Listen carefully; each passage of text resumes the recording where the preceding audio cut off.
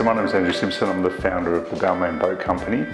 I've been running the Balmain Boat Company since 2010, and the reason we started the Balmain Boat Company was to help fathers and sons build boats together. I'm an industrial designer.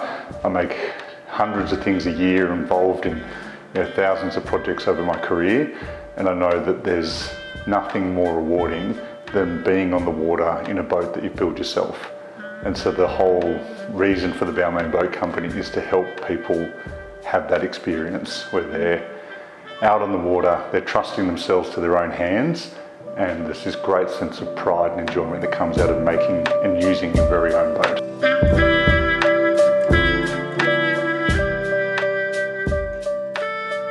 So at the Balmain Boat Company, they're not high performance boats, they're classic clinker boats, and I guess in that way they encourage a slowness.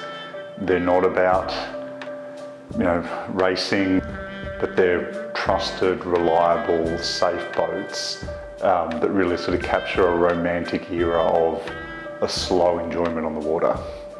And that's not to say that boats aren't good boats. Like I've got a background as a rower. I'll occasionally race some people in my boat, and they're good boats, but they're a classic boat, not a performance boat.